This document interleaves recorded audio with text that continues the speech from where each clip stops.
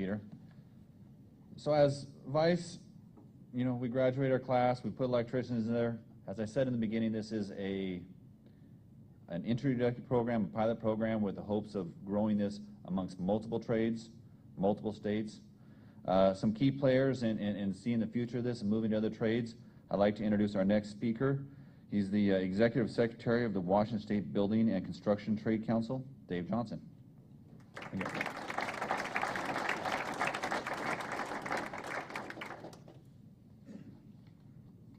Well, thanks for having me here, and I've gotten an awful lot of recognition today for a lot of things that I didn't really have a lot to do with, other than to ask folks to help, and they were more than willing to help.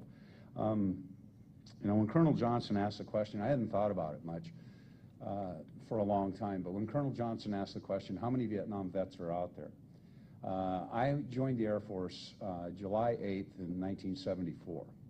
The actual technical termination of a Vietnam-era veteran was July 30th of 1974. And technically, I'm a Vietnam-era veteran, but that question has been asked. I don't know how many meetings I've been in where they've asked that, and I have never raised my hand. I served TDY at Anderson Air Force Base in Guam when we were demobbing from Vietnam, and I watched veterans coming back, and that was the first place that they hit ground that wasn't in country, and talk to them about what opportunities are going to be available to me when I get back to the States. And I think that somewhere is a primary driver for me to make sure that those that are coming back, if we have opportunities within the building and construction trades, which we do, that they're offered those opportunities and that they get first right of refusal. I'd like to congratulate the class. I think that it's already been mentioned that beyond just being involved in an industry with a livable wage and with benefits, you're joining a family. The building trades consists of 13 different affiliated local or international unions. We have approximately 37,000 members within the state. Those are crafts from all different aspects of construction, and you'll find camaraderie there that is similar to what you've experienced in the military, and we believe that that's why there's such an excellent fit between the veterans and the construction industry, and in particular the unions and the brotherhood and the sisterhood, which really does exist and survive.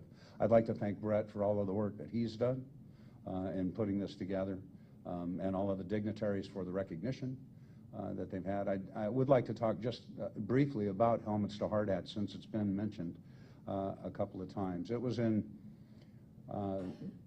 early 2005, right after Governor Gregoire's election, that we were the third state in the nation to sign a proclamation in terms of apprenticeship that veterans could be given direct entry into apprenticeship programs if those programs chose to write that into the standards. Since then, many programs have chosen to write that into their standards and do have direct entry into apprenticeship programs upon application.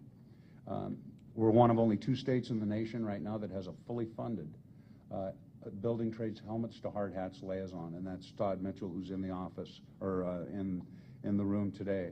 And just to give you some example of where we've been able to come, Todd came on board in June of 2008, and to date we've registered 819 veterans.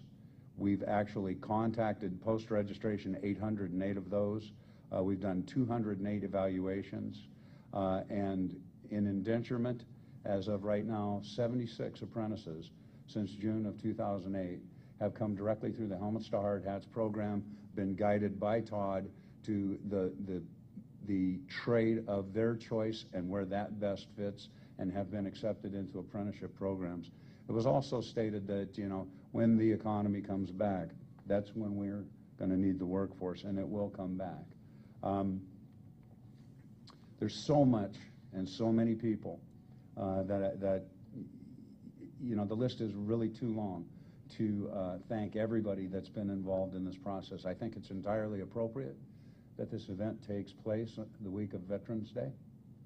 And you have the commitment from the Building and Construction Trades Council and all of its affiliates that any returning veteran is going to have the first right of refusal to a job within the construction trades that has a livable wage, benefits, and a shot at a middle-class economy, which is in fact what most of us are after anyway. Now, we may not make $1 million, but you know, we all have the right to have a family and to have some dignity and not to have to live on the street. And for veterans to have to come back and endure anything but the highest level of respect, to me, is the greatest disgrace that we could ever experience as a community and as a nation. And the building trades has made the commitment and the vow that we will not let that happen. So you have our support, our congratulations, our best wishes. You're in good hands. Local 46 has excellent leadership, good contractor base through NECA. I can't think of a better craft that you could be involved with. Well, maybe the iron workers but you know, if you got to start somewhere. No, and obviously I'm just kidding, but you know, this is really a passionate issue for me, and a lot of people have picked up on it. These are building blocks, and I look at this as an evolution. You know, we started with helmets-to-hardhats. The electricians have picked it up. They had the money to actually put an accelerated program in place.